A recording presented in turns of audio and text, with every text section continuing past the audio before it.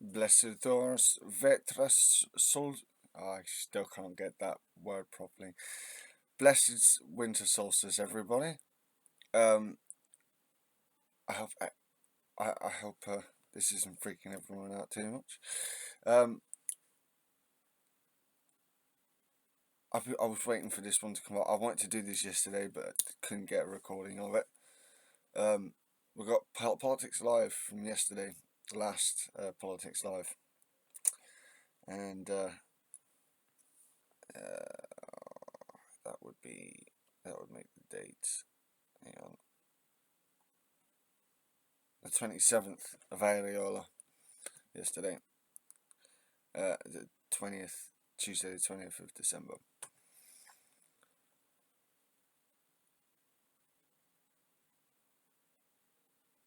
Mogs on this one, and I couldn't help myself. I had to do it. Plus, it's winter solstice, so I had to do a solstice video. I'll probably be doing a proper video to do with solstice later on, hopefully.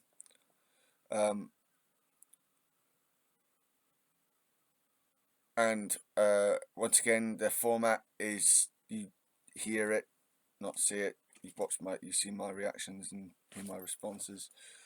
But I'll have the volume turned up loud enough so you guys can hear it.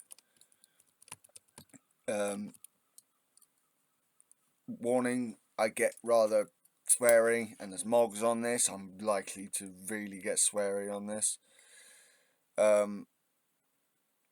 And just a little add-on, like I said, I'm looking at doing some different types of videos on more to do with books. Christopher Paolini, Terry Pratchett, J.R. Tolkien, Derek Landy, that sort of thing. So sort of character profiles and favourite books, and I'll see. Let me know. Let's see what I can do about that one. But yeah, so let's get around to it. Politics Live from yesterday.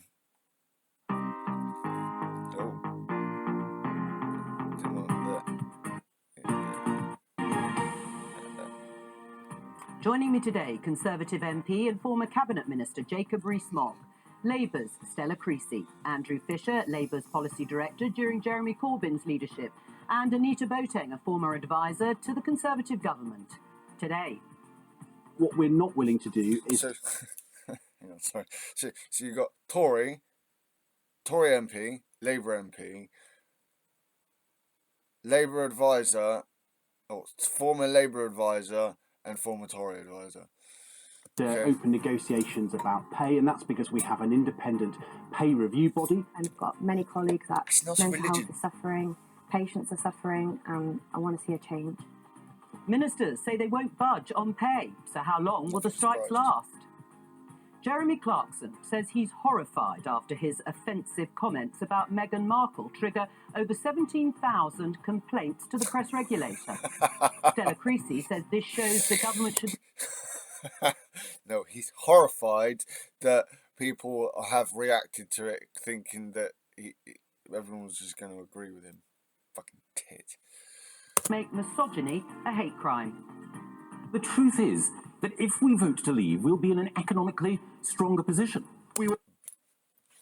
Yeah, that certainly aged well, didn't it?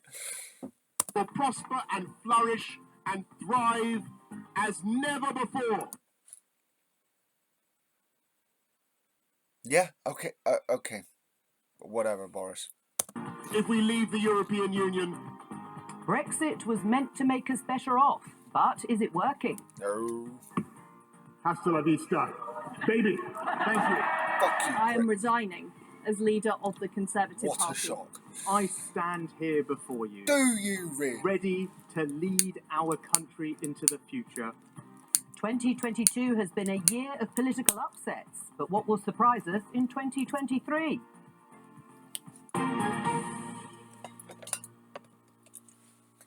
Let's start with the strikes. It's the second day that the nurses are taking action and ambulance drivers are expected to go on strike tomorrow. Let's have a look at some front pages. The Daily Mail has Rishi, I won't back down over strikes. Then you're a This dick. is the Guardian's front page. Ambulance strike threatens lives of 999 patients, warn NHS bosses. And finally, the FT, crisis talks with ambulance leaders as nurses threaten 6 months of strikes. The crisis talks are with the Health Secretary, Steve Barclay, who's due to meet the unions to discuss emergency cover.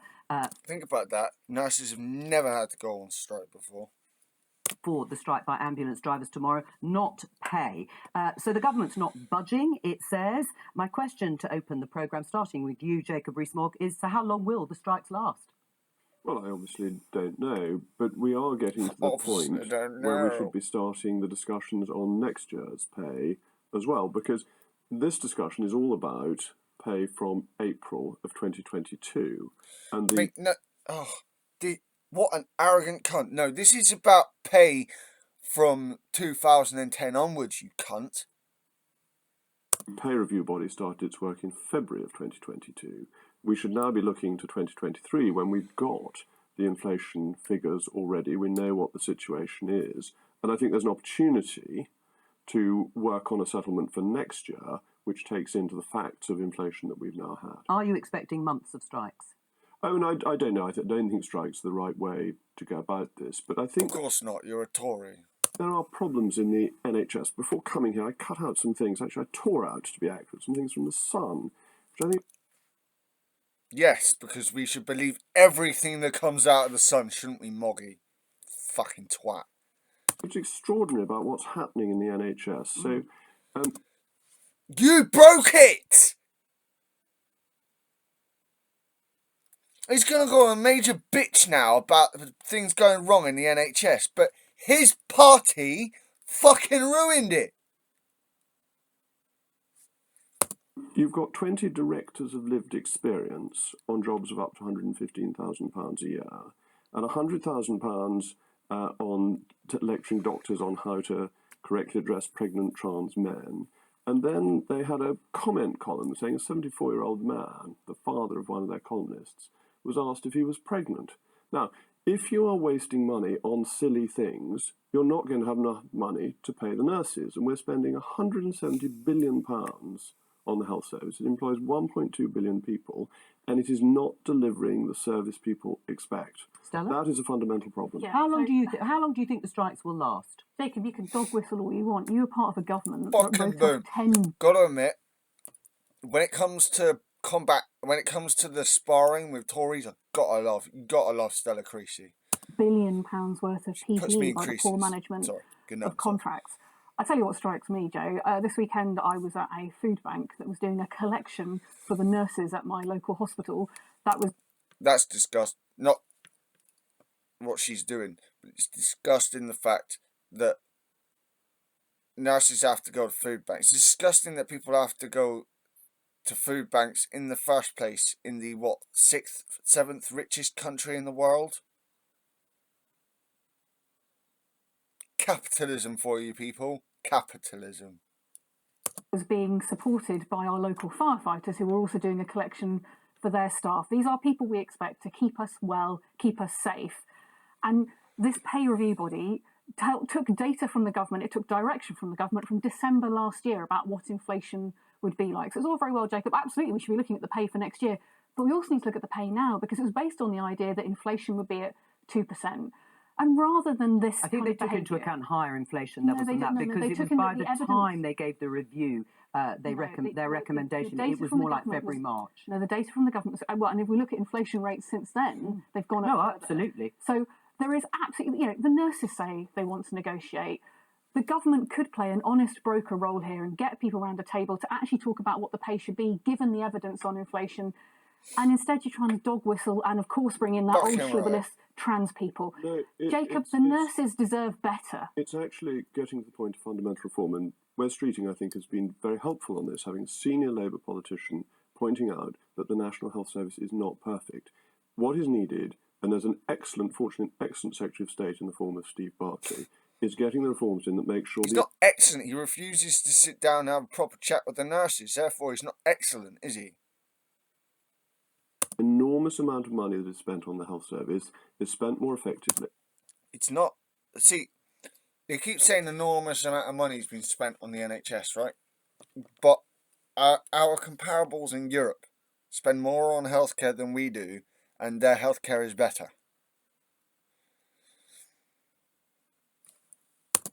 So that people get... That's not the be-all, end-all. I'm not an absolutist, but still.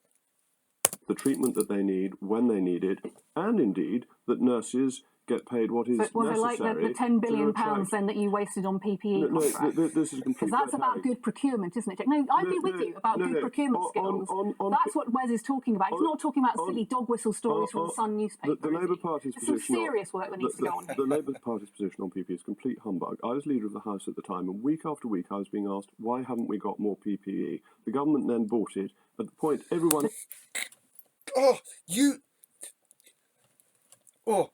People complain about PPE, yes, right? But then the way you went about it was completely unlawful and unethical. Not only that, but half the time, fucking gear wasn't even worth it. But are you saying there hasn't been any money wasted, Jacob Rees-Mogg? I mean, there was. So if you're raising the issue of waste, then it can be countered with other examples of waste. We need to reduce waste in the NHS, but PPE had to be bought and had to be bought urgently. It didn't have to be... Right, you didn't have to buy it from your own fucking mates, did you? There were major suppliers in this country willing to switch their manufacturing to... Oh, and by the way, just a quick, complete... I am going to be doing a video soon about whether or not we ought to be moving to a war footing.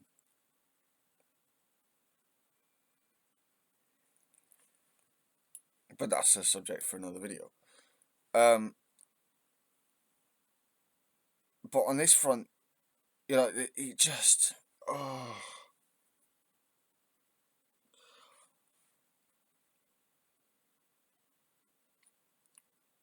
Mogg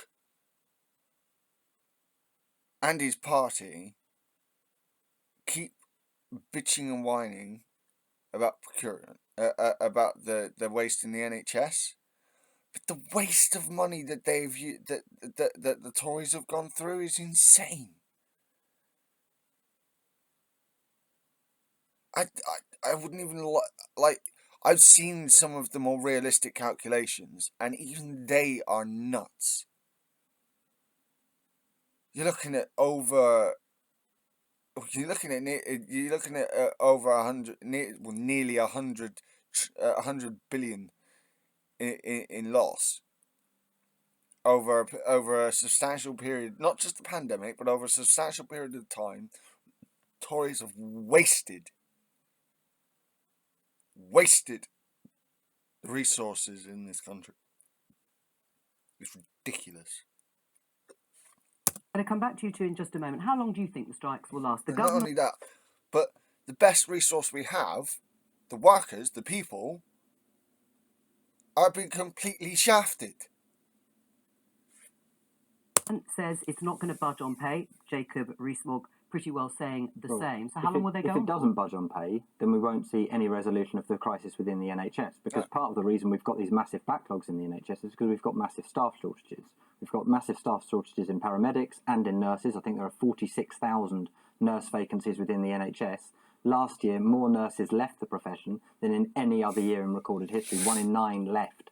That rises to 1 in 6 around district nursing. I've just written a column on this. It's in a real crisis. It's fucking disgusting. And you'll get Mogg and this, and then most other Tories go, oh no, it's not our fault. And now they're trying to blame fucking nurses. Bastards. State, and unless you pay people more, you won't recruit and retain the nurses you've got. So how much more, Andrew? I mean, if the nurses are asking for 19%, they say that's 5% above the retail price index. Labour and the government say that's unaffordable. Well, that's not unaffordable. It's about politics is always about choices. For example, if you cut the stamp duty cut that the government have just brought in, that would pay for a 19% pay rise for all of the 300,000 nurses in the NHS. So it's perfectly affordable. And you do it for other workers as well, all other workers that are on strike. Well, look, it's a subject to negotiation, and I suspect the RCM will negotiate a different rate and we'll come down somewhere in the middle. I suspect that's how negotiations tend to work.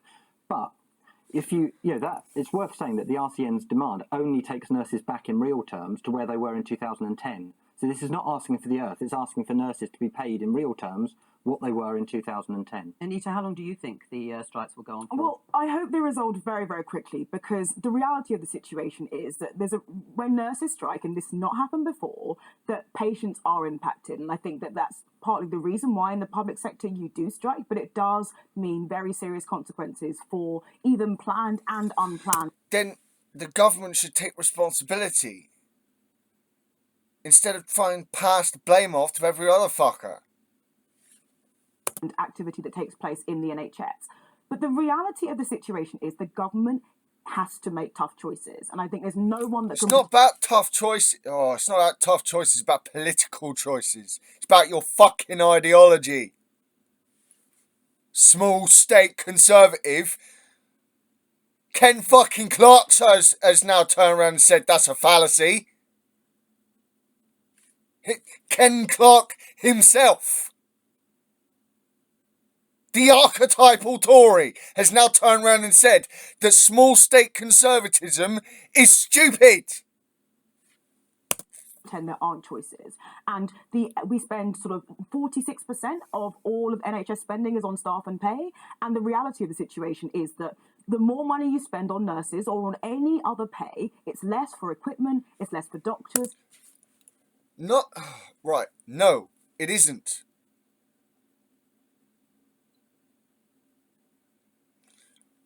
Because the money, given the example that the other guy just turned around and said, right, the money for the pay would be coming from what he said. Therefore, it's not taking money out of the other services, out of the equipment. So her whole argument completely falls away. Like it should, as she's a fucking Tory.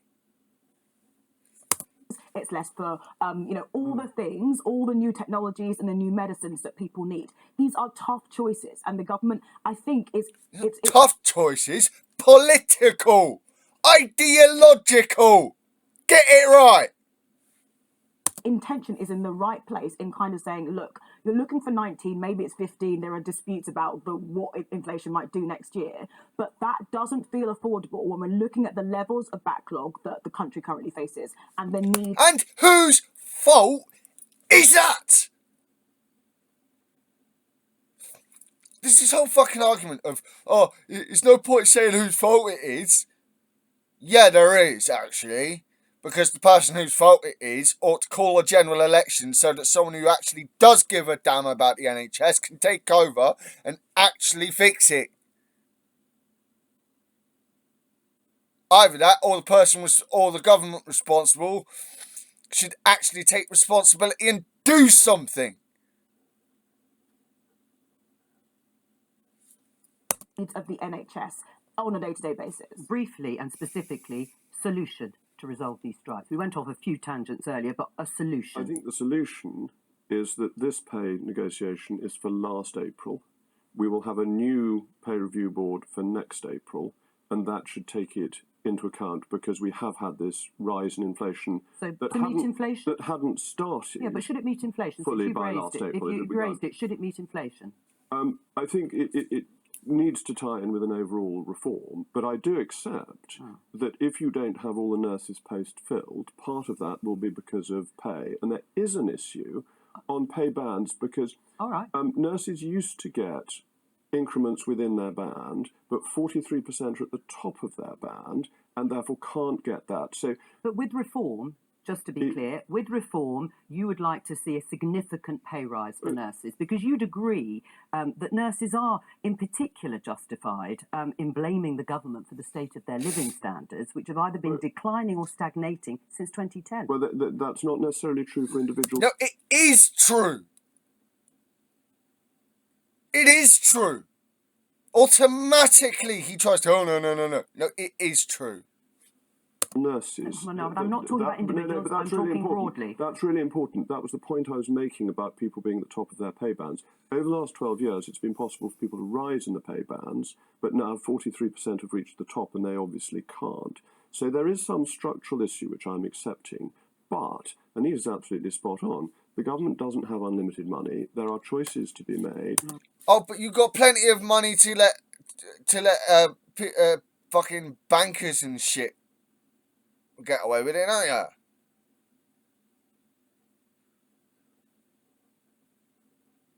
People who make profit, as if profit is king. And any money spent in one area can't be spent in another area. I mean, the nurses are... Again, if you taxed properly, you could bring in money bring in the money from somewhere. The example he gave was pretty good, and then feed it, not Mog, the former Labour advisor, and use that money to pay for it, and you're not taking any money that's already being used for the other parts of the NHS. It's just maths.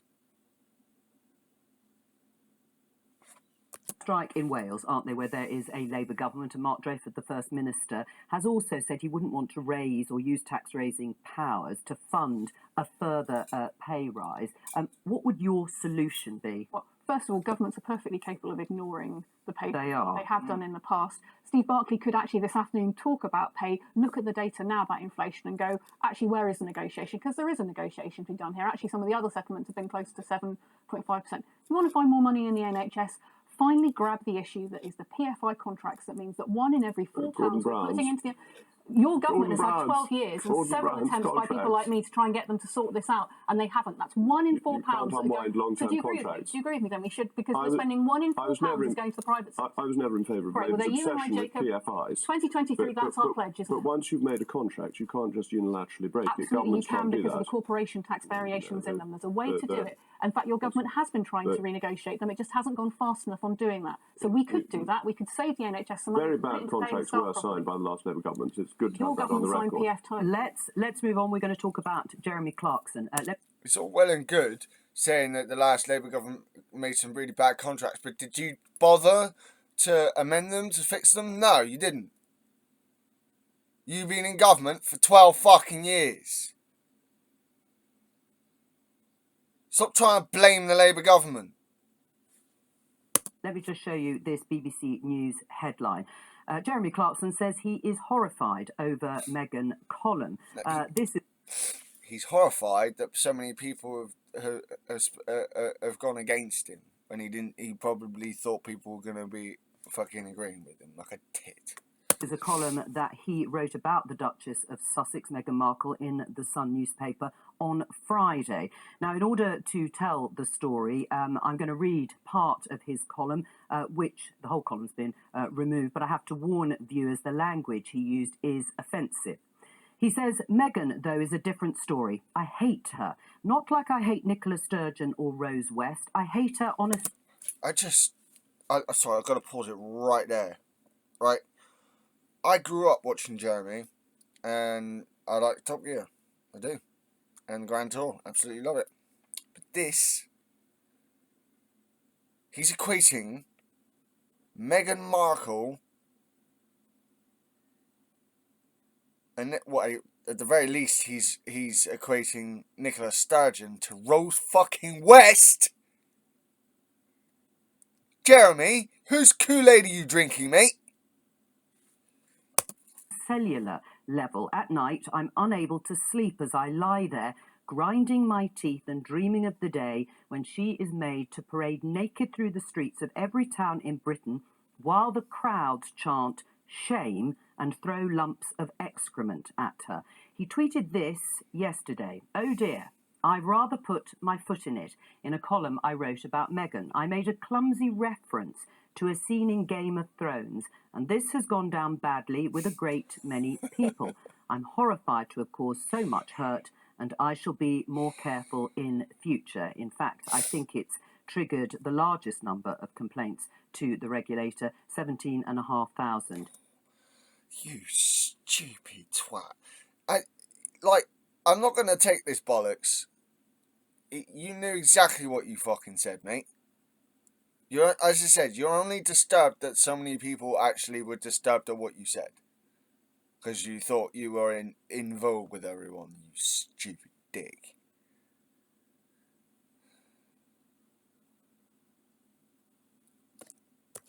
Your reaction, Stella?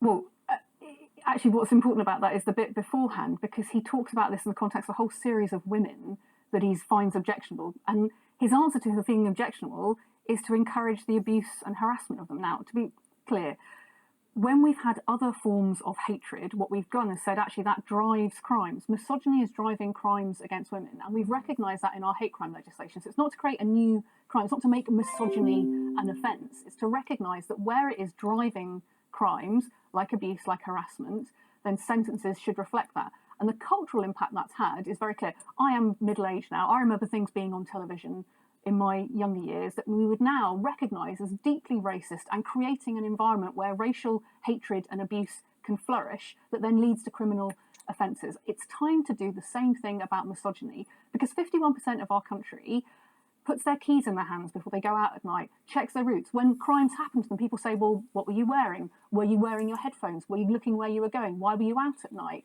We treat women differently, and this kind of behaviour, this kind of language creates the culture in which that is permissible. And you're convinced that a new law is necessary to tackle it? Well, right now, targeting people on the basis of their sex or gender isn't actually recognised in law. There is a law going through Parliament right now about public harassment that will be the start of that. Street harassment. And that is... No, it's actually about public harassment, and this is a really important thing to pick out, because the first one, what it would do is learn from the police in this country.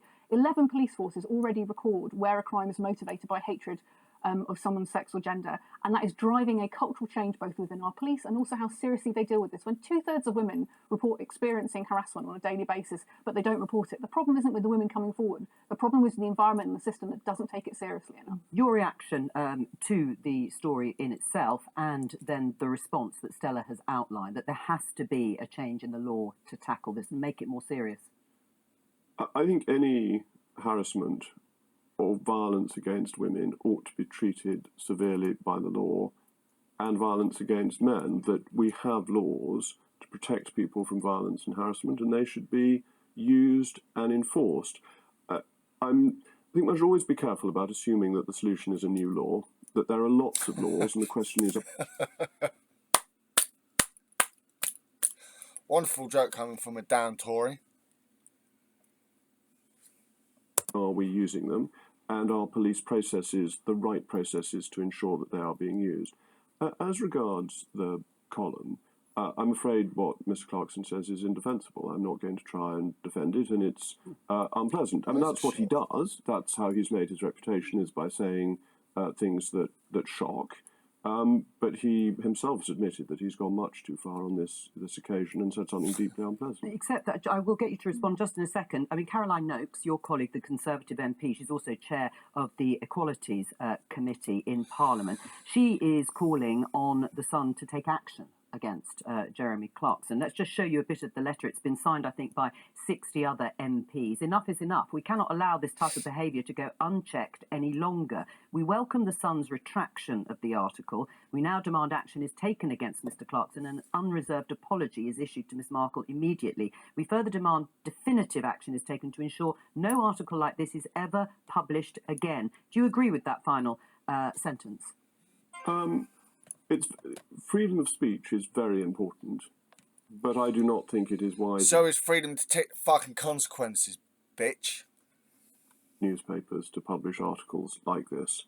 I'm not in favour of politicians deciding what is or isn't put in newspapers, but I don't think it's wise to put things like this into newspapers. Do you accept, though, that when people shout racial abuse from the terraces, something should be done about that. So when we have an environment where we say that using those kind of words from the terraces, it's right that football clubs throw those people out, it's right that we see that as a serious matter. Because we already do recognise where words create a context in which violence and harassment happen. Absolutely. I think if words lead to violence, that is already illegal under existing law. I think it's very hard to believe that what Clarkson is saying will lead to people throwing things at the Duchess of Sussex. So I don't think this is an incitement to violence, but I think... People try to use the same fucking bullshit for Trump. Same bullshit argument for Trump. And whilst it's not exactly the same situation here, you can't use that argument. It's not right. I think it is very unpleasant. So what do you think does incite violence against women then? What culture, what language, what ways of talking, depicting and defining women do you think make a difference? Because we all recognise free speech also means that you can't shout fire in a crowd. That's absolutely right. And these things are always nuanced. There is a line.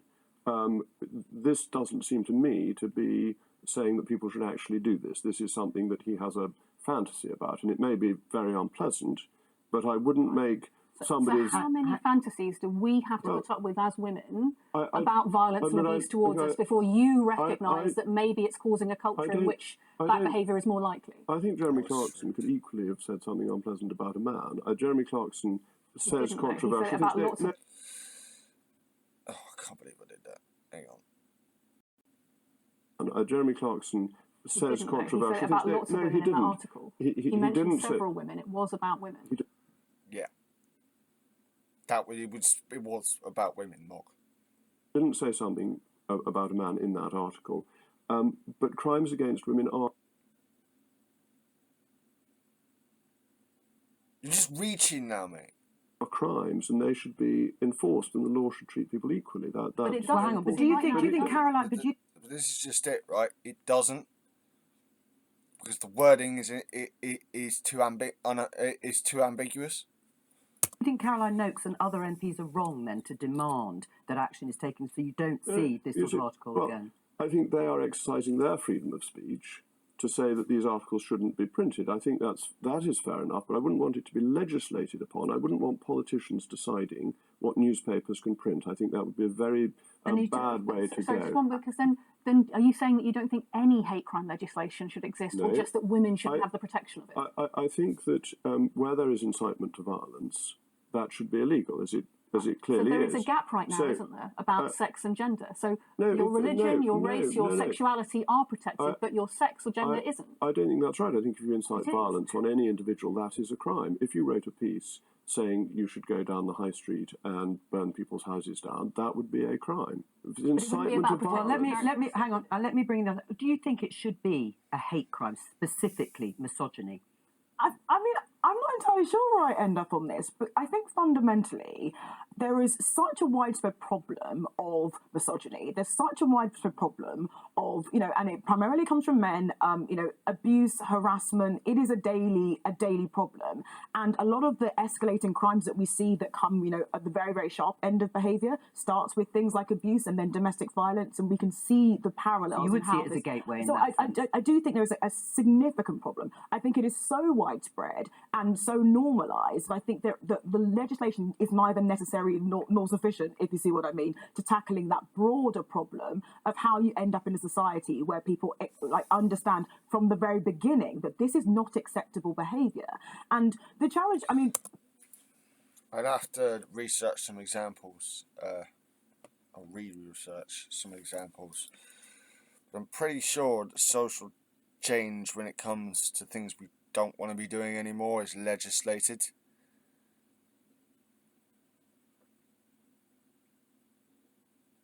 Like changing our social culture.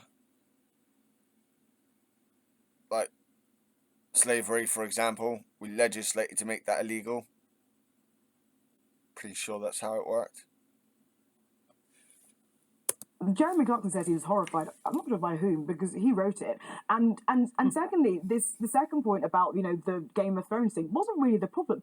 You hate a woman you've probably never met on a cellular level. Yes. And you straight up said that publicly. And I'm just like, that is an issue for your therapist, to be honest, not for a column. And I really do think that there is a broader problem in society that this kind of behaviour is not called out enough. And I'm really glad. Yeah, but it's not just a problem for his therapist, though.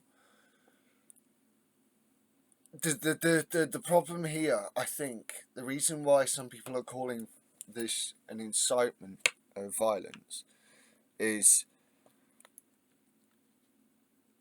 because he's a public speaker, and he's a very, very well-known public speaker.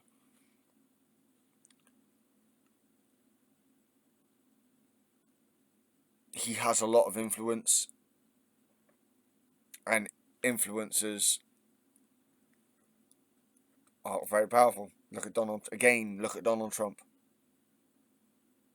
and his cabal.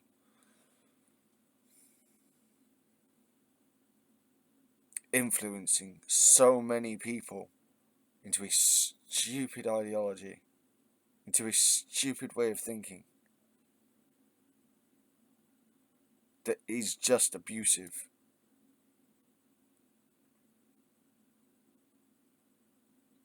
It's really rather scary, if I'm honest.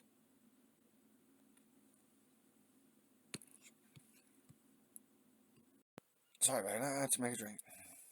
Glad to see the reaction we've had so far, and I can see and the Caroline Noakes letter and other MPs writing MPs to the Sun, are standing up and saying this is not acceptable. And I think that the Sun should be able to. We shouldn't be telling the Sun what it can publish, but I think having people say, "Well, look, we are aware and we don't think this is appropriate," and the Sun has obviously thought very carefully about that, and maybe will have different procedures moving forward. I'm not entirely sure that the solution has to be a law, because I do think our norms are changing very, very quickly. Andrew, should it be a hate crime? I think misogyny should be a hate crime. I don't think specifically because of this article. I mean, what I would say about the article is, look, Jeremy Clarkson is paid to have stupid and hateful opinions in a newspaper that regularly platforms stupid and hateful opinions. In fact, that's mainly the reason the Sun seems to exist. And from my understanding of it, it's targeted all kinds of minorities over decades, and spews out. It's read by an awful lot of people. Of it course, is, unfortunately, and it's very influential. So and they don't agree, obviously, with your. But I think what's important, and why Caroline Noakes' letter, I have some uncomfortability with it. I write a column, it goes through an editor, who then takes it to another editor. This wasn't Jeremy Clarkson submitting this. This was the Sun publishing it. That's where the problem is. If Jeremy Clarkson wrote this for any other newspaper, for most other newspapers in this country, normal editors would have said, no, that's unacceptable, and taken that out. Mm-hmm. The Sun are prepared to publish this. That's the problem. Lots of people have hateful opinions. I think the problem here is the Sun and its editorial policy. But yes, misogyny should be a hate crime for the very same reason we have racially aggravated crime, disability aggravated crime, homophobic crime. Yes, other protected characteristics. Yes, exactly. And misogyny, there is a gap there. Stella is absolutely right on that. All right, we're going to talk about Brexit, which you may be relieved about or not. You heard in the headlines Boris Johnson and Michael Gove. Let's see if we can get a note of agreement at any point. In the headlines, claiming Brexit would make us better off. So while we're looking back at a little bit of Brexit history, it's almost 2 years since Boris Johnson gave a Christmas Eve press conference extolling the virtues of a trade deal with the EU. Let's have a listen. I'm very pleased to tell you this afternoon that we have completed the biggest trade deal yet, worth £660 billion a year, a comprehensive Canada-style free trade deal between the UK and the EU, a deal that will protect jobs across this country, a deal that will allow goods, UK goods and components to be sold without tariffs and without quotas in the EU market, a deal which will, if anything, allow our companies and our exporters to do even more business with our European friends. Christmas Eve 2020. Was it everything you'd hoped for, Jacob Rees-Mogg? Was what? The deal with the and EU? Brexit, yes. Brexit, yes, Brexit is absolutely great opportunity. We've had it for 2 years, so... You just can't help but sell the lie. Or I suppose that's all he's got left is to sell the lie.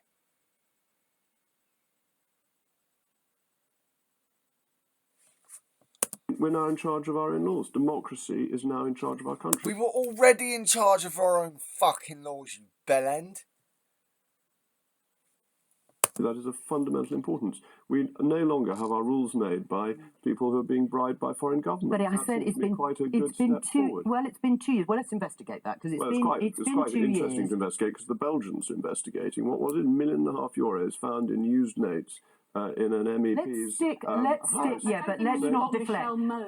Hang on, you two. I let you take us off on a tangent at the beginning, but we're going to stick with the choreography here on Brexit to investigate.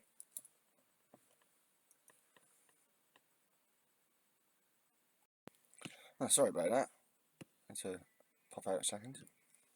Whether or not it's been a success on your terms or even on Stella's terms, as well as, of course, you two. Let's talk about, though, the impact on the economy, because, as you know, the Office for Budget Responsibility, which your government set up, published its analysis alongside the government's autumn statement quite recently, saying the latest evidence suggests that Brexit has had a significant adverse impact on UK trade by reducing both overall trade volumes and the number of trading relationships between UK and EU firms. Boom, motherfucker. The UK free. The impact on the economy, though, doesn't look good. Well, I would dispute what the ABR says. There's a lot of other...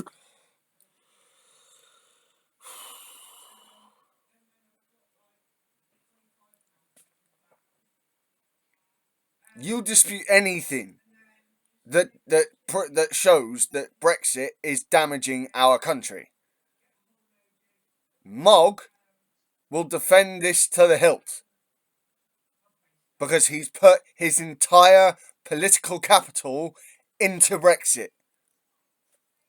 Economists do. I don't think the ABR is the organisation that gets everything right. None of its forecasts have been. But this isn't a forecast. The forecast, I take it, but this is saying this is what's happening right here and now. But the forecasts are important because if you have a body that comes up with useless forecasts, why should you assume it's Holy Writ when it gives? They're not useless at all. Just because they're overestimates usually or underestimates does not mean they're useless. This is Mog cherry-picking facts with a posh accent to make him sound more convincing. I'm not fooled. I had the intelligence to see right past him and call him a cunt for it. Its view of the past. So I wouldn't attach that much to the now. ABR. It's saying it's had a significant adverse effect on UK trade. Brexit has been a tremendous and remains. It has ruined our nation, you Victorian cosplayer.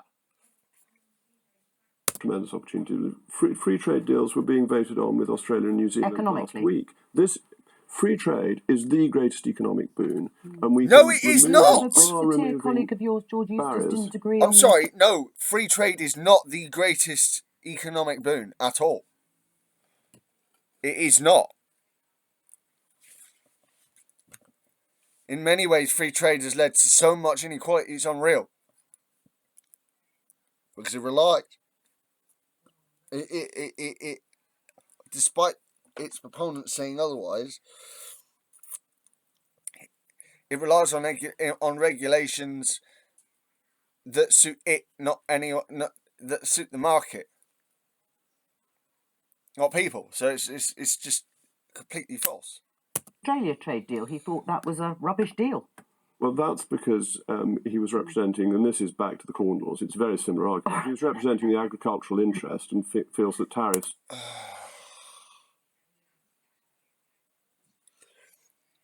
Mog is...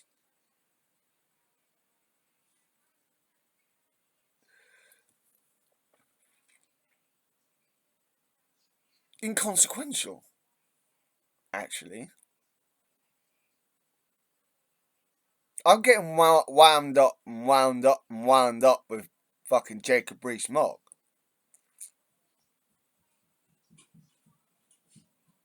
But his job didn't even do anything. He is inconsequential. He's just there to spout shite.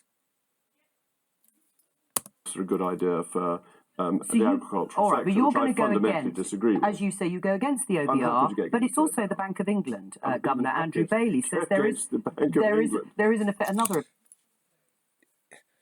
Two people, two institutes the government, the Tories, are supposed to respect. But because they argue against Brexit, because it shows that Brexit has been a big problem, not a major success, Mogg refuses to accept the actual facts. And he will continue to dispute any evidence to prove that Brexit is doing damage to this country. Because, as I said, he has put all his political capital into Brexit like a tit. Favourite institutions from leaving the EU, including a long-run downshift in the level of productivity. It's not an impact we're surprised by. The productivity issue long predates Brexit. We have had a productivity issue going back to about 1990, and that's a real... I'm sorry, but the productivity issue is bullshit, because the productivity issue was reversed during... Well, yes, it was in a bubble, but it was reversed during Blair's and Brown's governments, and then the financial crash hit, and then we started rising again, and then ever since when the Tories and Lib Dems took over, it stays stagnant. So once again, he's about to peddle a bunch of bullshit. Really interesting and serious issue. And is Brexit making it better or worse? Well, it depends what the causes of the productivity problem. No, it doesn't, mate. Correlation and causation aren't necessarily compatible.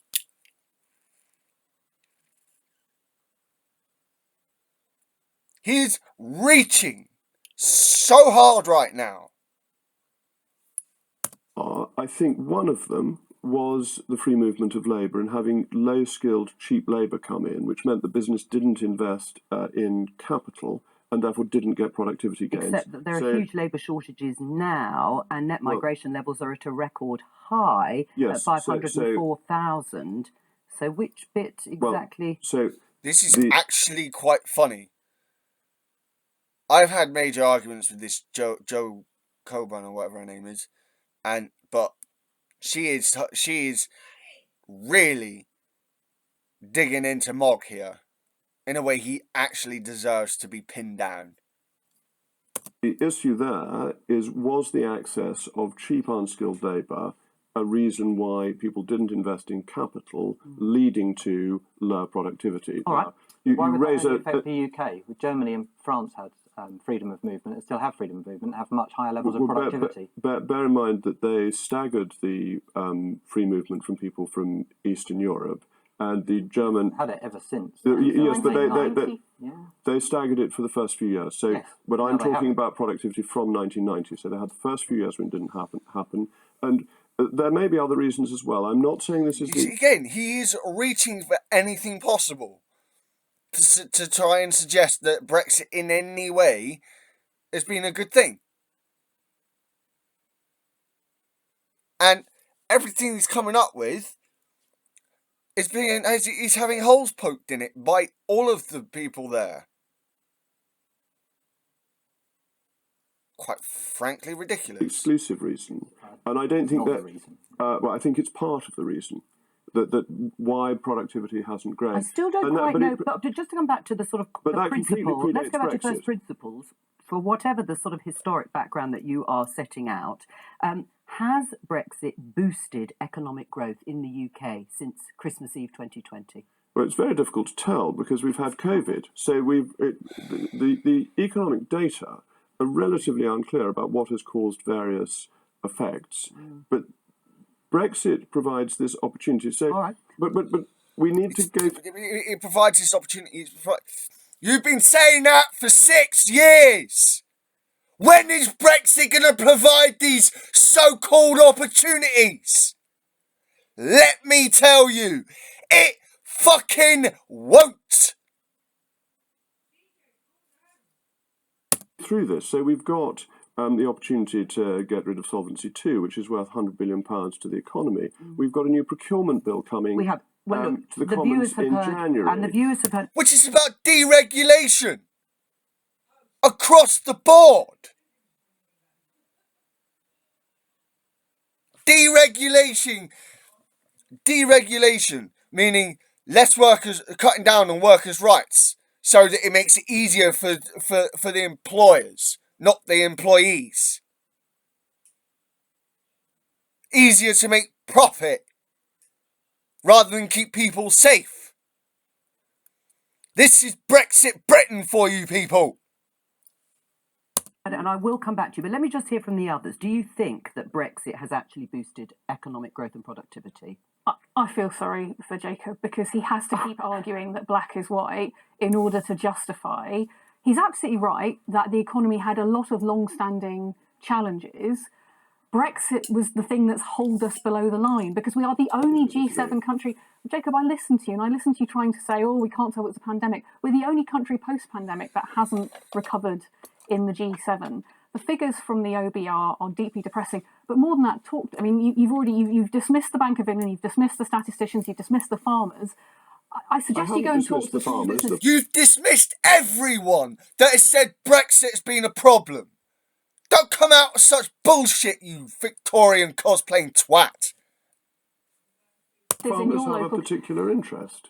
The farmers are quite important. I mean, I'm going to sit here and defend the NFU, which understandably thought they were being offered one thing with Brexit and now have seen something completely different. So you think Brexit has made us worse off? Yes, absolutely. I think that Brexit, it won't surprise you, I'm the chair of the Labour Movement for Europe, I think both that Brexit does not have any opportunities, it only comes with problems. What we need to do is get on now and solve those problems, because actually whether you're arguing to rejoin any more than arguing it's all peace and love isn't doing justice to the people right now struggling. And I talk to businesses in my local community who have reams and reams of paperwork, and that's why exports are down a third. I talk to musicians who just can't tour anymore because it's not worth it. I talk to people who are missing out of jobs because of the professional qualifications issues. There are lots of very practical things now we just have to get on and sort out because this government has made such a hash of Brexit in of itself. Do you agree with that? No, I think that the very worst predictions of Brexit... Of course the Tory doesn't fucking agree with that assessment. Despite the fact it's all facts within the context. And watch her try and argue by taking the facts out of context. Or just make complete bullshit. Haven't happened. The very best predictions of Brexit, we're not there yet. I think the challenges our economy faces are huge and fundamental. Things like productivity, things like recovery from the pandemic. And I think that Brexit is slightly a distraction from some of those huge problems in our economy and some of the things that we need. So I would say that Brexit was neither going to be this magical thing that was going to turn around our economy, nor was it going to be this perilous disaster. And I think there are some pragmatic things like Solvency II where you can see advantages.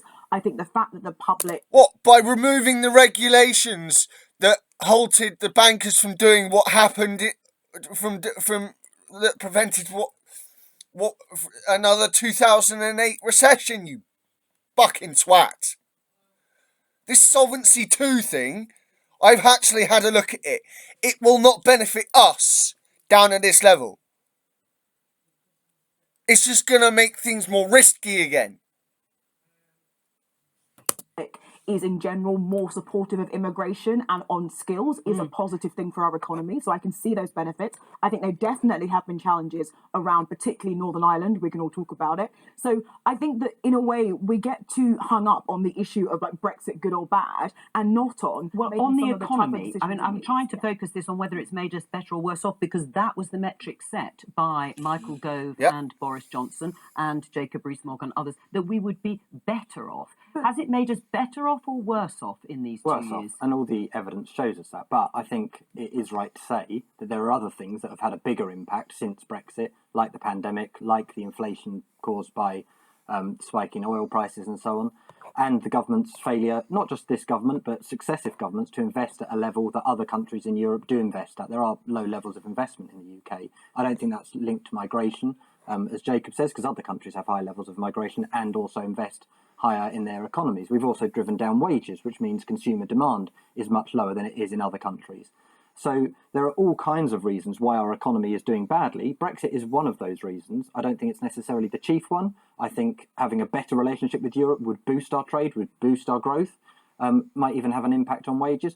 But it's not the sole reason why we're in a terrible state at the moment. Right, well, I mean, two people who disagree with you, Stella, and Andrew are Jeremy Hunt and Sir Keir Starmer, because they have said repeatedly, in fact, recently, that Brexit won't do us any economic harm. Let's have a look. What I don't accept is the premise that Brexit will make us poorer. Would membership of the single market boost economic growth? No, at this stage, I don't think it would. And there's no case for going back to the EU or going back. Yeah. Gotta admit, not a fan of this. But these are votes he's going to have to get. Into the single market. What I don't accept is that the long-term impact of that decision will be to make us poorer. Quite the opposite. We're now outside the EU, outside the single market. The question now is, do we reopen all of that, which I think won't help the economy? Do you agree with Keir Starmer? Actually, yes, I do, because he's not saying the same thing there as Jeremy Hunt. What he's saying is that years and years of renegotiation at this point in time would be a long distraction. Actually, what we need to do is, I mean, I want to help. But he broadly doesn't say Brexit's done the UK any economic harm. No, he did. He says we won't rejoin the single market. Wouldn't boost our economic growth. You have to unpick out whether there's harm, and everyone's been very clear that how this government has approached Brexit, from what you do about it. And I'm saying I agree at this point in time now. The onus is on what can we do now. So, for example, we in the Labour Movement for Europe have been pushing for us to look at the pan-European. But Stella, you said Brexit's done us harm, and Keir Starmer very clearly said there that rejoining the single market and leaving the EU hasn't done the UK. I'm sorry, That's right. No. That's not what he said. That is not what he said. What Keir Starmer literally said. I'll rewind it. Fuck you, bitch.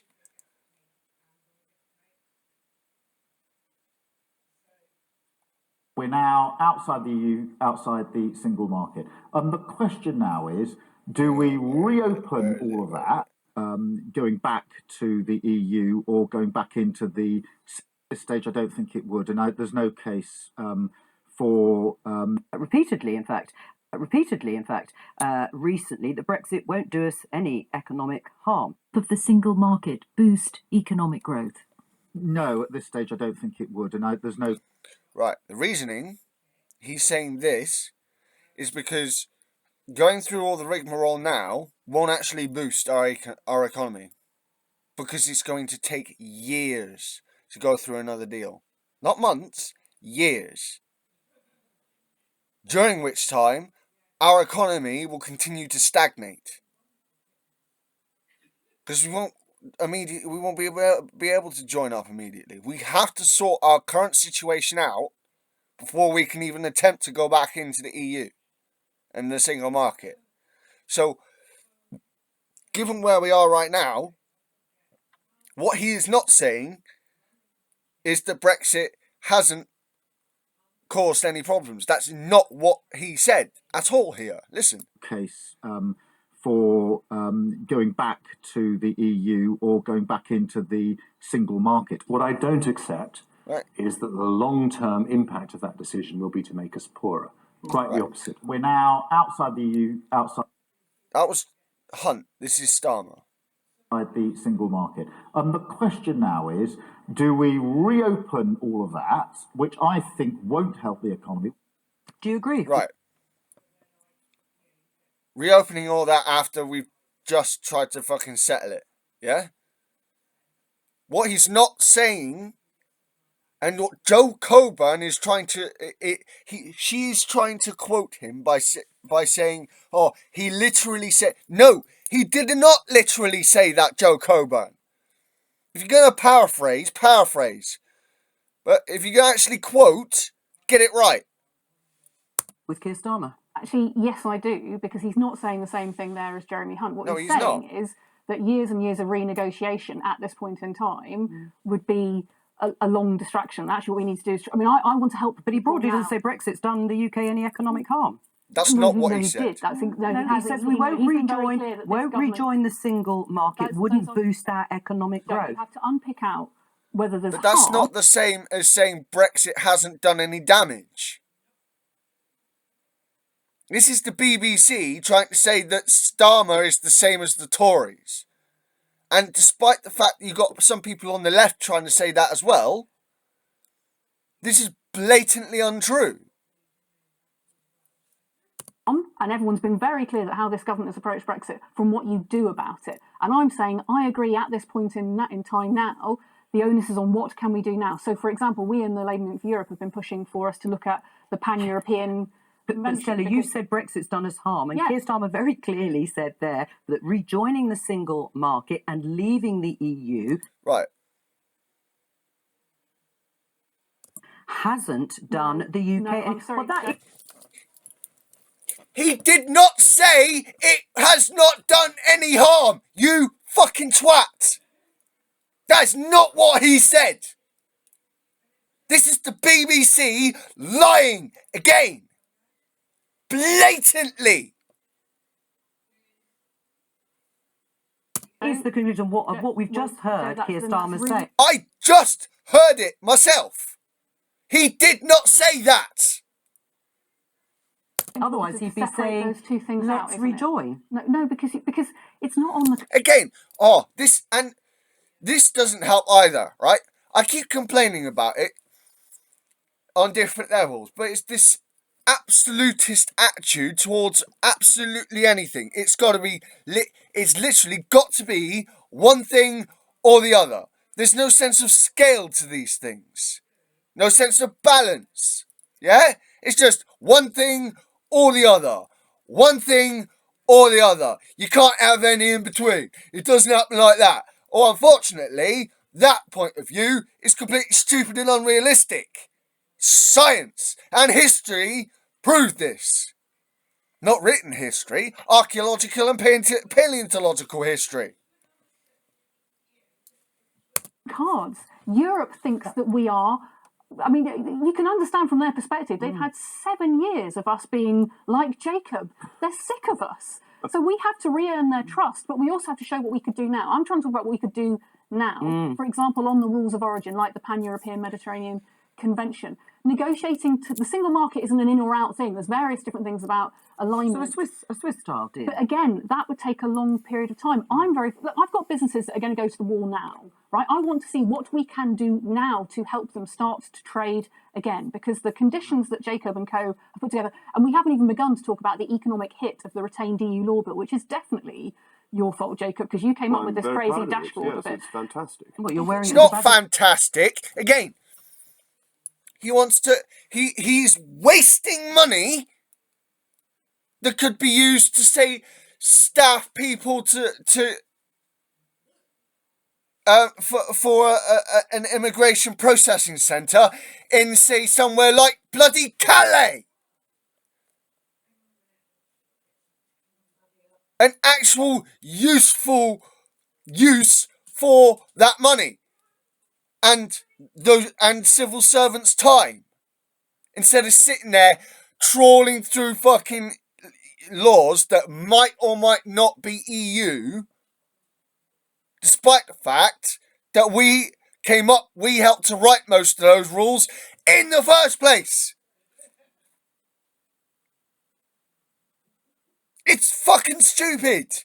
And Mog is still trying to hang on.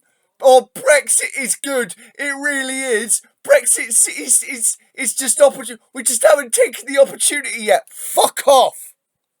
It's not going to happen, mate. Which is like pouring petrol onto a fire. I mean, most organisations have described it as another quasi-Kwarteng Liz Truss special, because it is so reckless at this point in time when business is struggling to then... There's no point going, no. It's yes. Brexit is breaking this country. And tear up thousands and thousands of laws to create even more uncertainty about workers' rights, consumer rights, environmental protections. This is why Sir Keir is right. We shouldn't rejoin the single market, because the single market is the regulatory form of the European Union which makes economies inefficient. But were you surprised to see Jeremy Hunt and Sir Keir Starmer arch Remainers, you could have said originally? There is more joy in heaven over the one sinner who rejoiceth than over the 99 who aren't in need of repentance. Thank you I'm for that. delighted by it. Oh, fuck you, your Christian language.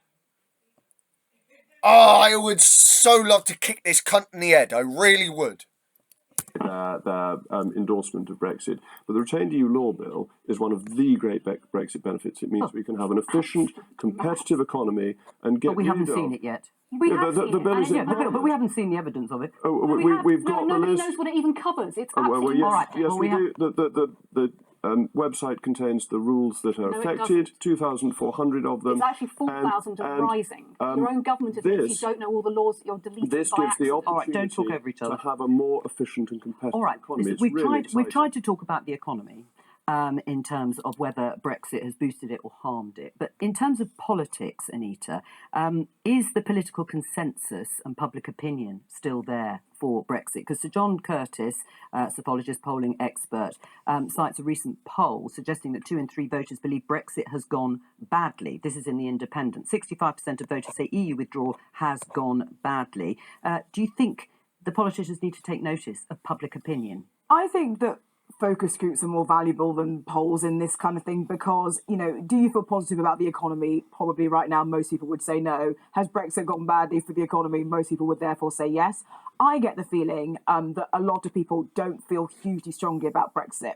And I think there's a group of people on either end that want to talk about it all the time, who don't want to talk about it all the time. And everyone in the middle is basically like, yes, I will make a decision as and when I get asked about it. So I don't get the sense that it's an overriding priority for people. And therefore, because people feel negatively about the economy as a whole, they feel negatively about Brexit. All right. I don't think it's much more complicated than that. I'm going to play a clip from the Labour MP Clive Lewis, who said on Politics Live here, sitting in Stella's seat last Wednesday, that the ultimate aim of Brexit was to deliver Trussonomics. Let's have a look.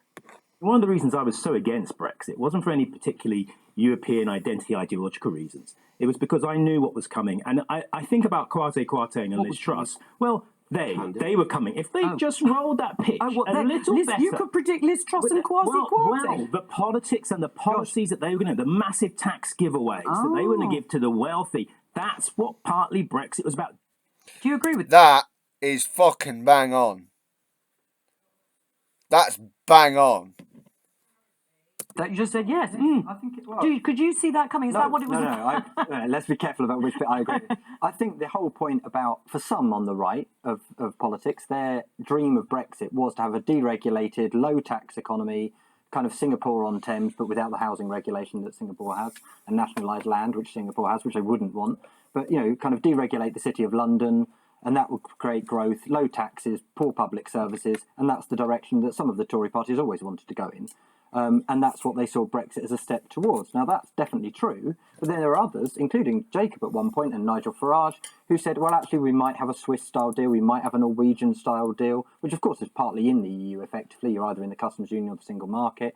The Swiss have got Schengen, so free movement. They were floating that these ideas were still possible, but actually, when it came to it, I think Clive is right. They were pointing in more in that sort of free market, deregulatory territory, which is what Jacob's just said about this massive repeal of 4,000 laws, the deregulation from the single market.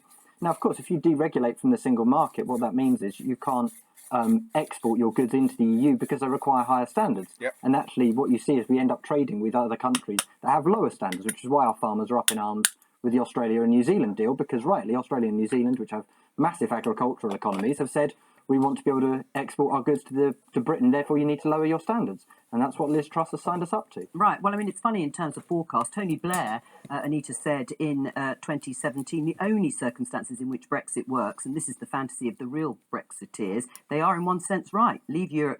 Britain should become a light touch, light regulation. The risk is the British people won't vote for that. They're not going to vote for the huge economic and social restructuring, to the changes to the health service and other things that would require. Was he right? Well, the reality reality of the situation is that there are some things where we can regulate less. There are others where the public wouldn't want it. I think the financial services sector is a good example of where we have seen potential benefits that may come from the current legislation going through Parliament that could allow some more flexibility, that's allowed the financial services, which is a huge part of our economy, to remain competitive. There was a lot of doom and gloom about how... I've got to argue, I've got to step in again here. Why do we have to remain a financial service economy? Why do we have to remain that way? From what I can see, the benefits of it are for the top. It doesn't give benefits to the rest of us. We need to change the way our economy works, what we base our economy around, instead of the financial services sector. I'm sorry, we just do. The minute that we left the EU, Frankfurt would overtake the UK. The UK has stayed in pretty much second place to New York. And I think there are some benefits that we're going to see. I just think this all or nothing way of thinking about Brexit doesn't actually lead to grown-up politics or grown-up policy making. Except that's exactly what the retained EU law bill is doing. It's going to delete 4,000 laws. I sat on that committee, so I've gone through all those 4,000 laws, such that we can find, because as I say, the government admits they don't know which laws it affects. They are clear that it affects your maternity rights, your paid holiday rights, your compensation right if your flight is delayed or your luggage is lost, the rules about whether there's chemicals in your cosmetics. The government is very clear that all of those rules need to be rethought, and the powers that it gives ministers, not Parliament, so it doesn't take back control to Parliament to decide what happens next. The only laws that they've already decided they're going to keep are about bird flu. So this government is literally for the birds, your maternity rights, your working rights, your basic pension protections. I'll get you to respond. They're happy to delete But do you agree with Clive Lewis that this was always what Brexit was about? Tax cuts for the wealthy and deregulation in the way that you said it. Is that what it was? The bill explicitly writes deregulation into law. So it says that the only things that can replace these laws in British law, so this is not about single market, have to be lower standards. If that's the case, why did it all go so horribly wrong for Liz Truss? Well, I think it's a misunderstanding anyway. But let's come to the retained EU law bill, because 1,400 extra regulations were found from the National Archives. They're not actually used. It's about making our laws suitable for the UK and our own laws. It's not about lowering standards. It's ensuring that they are our own domestic law in exactly the same way as they were brought in. They were brought in under secondary powers. They will be reformed under secondary powers. And we will help free up the economy as we did. But on the fundamental question, it was all about democracy. The British people... You have been the most undemocratic government we've ever had. That's possibly an overstatement slightly. But in modern times, this government, this Conservative government, has been the least democratic government we've ever had. Least! And Brexit was supposed to be about democracy. Yeah, fucking breaking it. Can choose whether to have a Jeremy Corbyn government, if that's what they want to vote for, which actually within the EU would have been heavily constrained in what it did. And I always thought that it was right. He wasn't that in favour of it, I don't think, was he, Jeremy Corbyn? I don't vote for it. I was always happy, remain happy, to take the risk that people in the UK will vote for a hard left Labour government, or will vote for a moderate Conservative government, and that government will be... This wasn't a moderate Conservative government, you tit. You aren't a moderate Conservative, you asshole. You're a far-right Victorian cosplayer is what you are.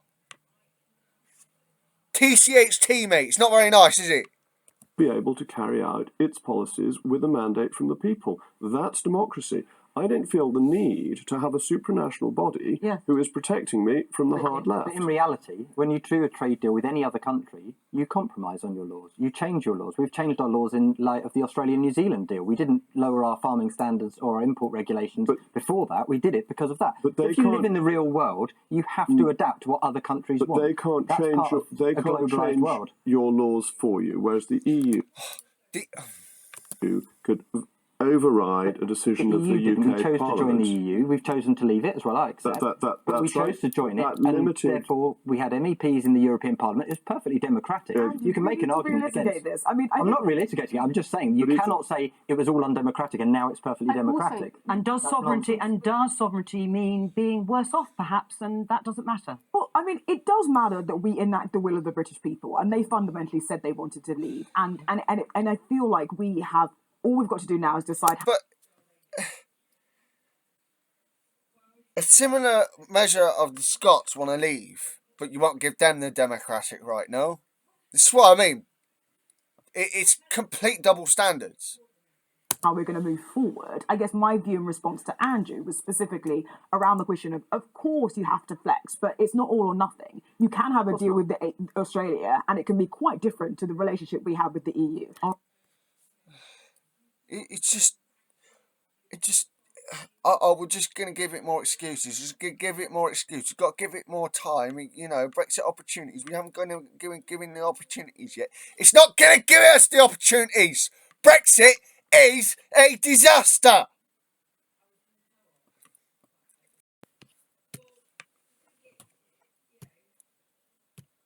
And that can be seen as having more sovereignty in the UK. As if we haven't had enough surprises this year in politics, in the mad, crazy year it has been with political upsets, a surprise that you might predict, I know you like forecasts, for 2023. The surprise is that it's quiet.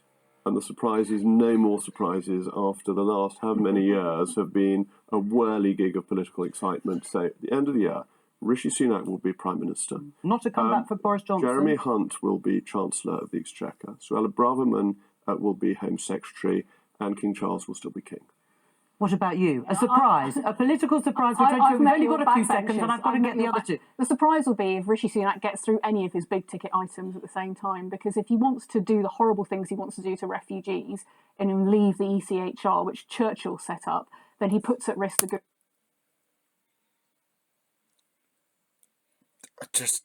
I've got nothing to say to that, actually. Good Friday Agreement, which puts at risk the Northern Ireland Protocol.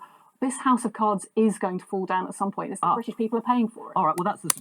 Winston Churchill helped to set up the European Court of Human Rights. So the people who defended him when we on the left were calling him a fucking racist, and I go, no, it's really bad. Right. Yeah, so you're just going to shit all over the person you love's legacy, yeah? Yeah, that's real consistent. Political surprise for 2023? I think Rishi Sunak will cave on public sector pay. I think you have to, because otherwise you won't resolve the problems in the NHS and elsewhere. Take us to the end credit. I'm going to predict possibly the end of the war in Ukraine. The end of the war in Ukraine. Well, maybe. that's something to hope for. I said, careful what you wish for, but maybe on that, I'm agreed. That's all from Politics Live. Yeah. Well, that's the last one for this Christian year, because for me it's already into the new year. But yeah, I've seen other content creators have done stuff on this, and I just had to because Jacob Rees-Mogg was on it. What a cunt! And I will not apologise for my language. That is exactly what he is. He's a cunt. And the Tories are reaching so hard right now. I cannot believe the BBC. Joe Coburn was just like, oh, Starmer's saying exactly the same thing as Jeremy Hunt. No, he actually isn't. I'm not Starmer's biggest fan, but he was not saying that Brexit has not had any. That Brexit has not had any caused any detriment to this country. That's not what he said. I cannot believe the equivalence that the BBC tried to make here. They're doing the same thing the hard left are doing, which is saying that Starmer is a Tory. Saying he's not going to be any different from the Tories.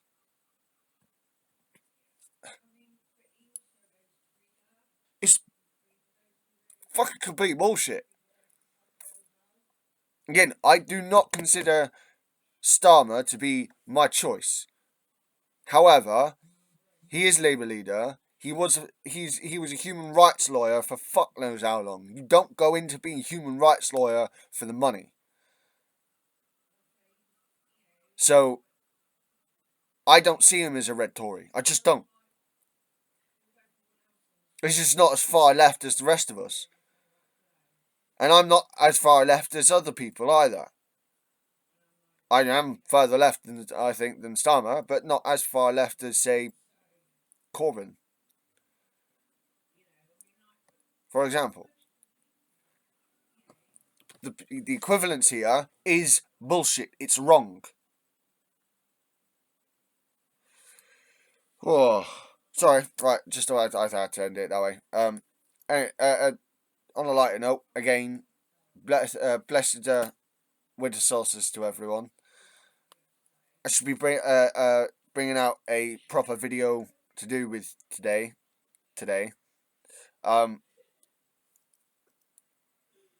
Yeah, it should be uploaded a little bit later.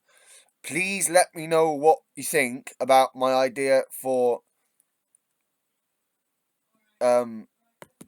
videos about Pratchett and Tolkien and Derek Landy and, well, not about the authors themselves, but about the books. Tell me what you think, because I've had this idea in mind for possibly a video about Havelock Vetinari from Discworld. Because I can't, there's nothing up. So, and I'm not, again, there's not going to be any images or anything, and not until I can get the proper software uploaded to my computer. But yeah, I'm willing to get the all the research up so I can talk about it on a video like this. Let me know what you guys think. Leave me some comments. I'll put a vote, a poll up or something. See if that garners any attention from anywhere. But let me know, because it's intriguing, and I don't see that kind of thing anywhere. I see stuff to do with Game of Thrones. I see stuff to do with Tolkien, but I don't really see anything to do with Pratchett or Derek Landy or Anthony Horowitz or Christopher Paolini. So yeah, let me know what you think. And bless the Thursday, everyone. Bless you all, and bless the Vetras. I cannot get this damn word. 2 seconds. I will say this word. Again, you guys might not might have guessed at this point, but I'm learning Icelandic and Norwegian, and there's still some words I cannot get my mouth around. It's doing my head in.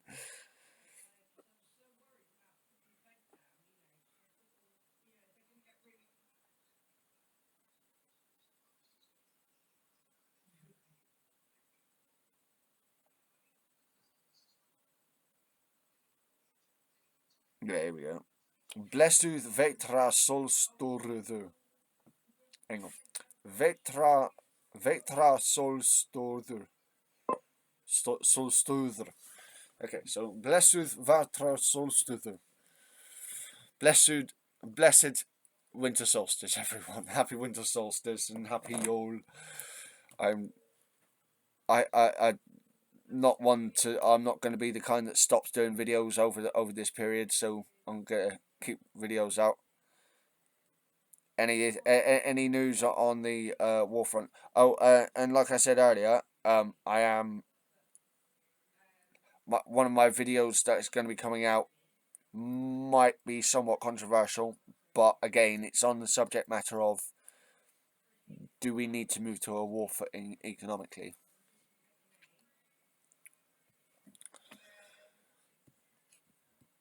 But anyway, please like, please comment, and join me. Subscribe. Join the Shadow Wotan. It'd be nice to have more wisdom. Blessed be everyone. Blessed Thursday, and Harangode.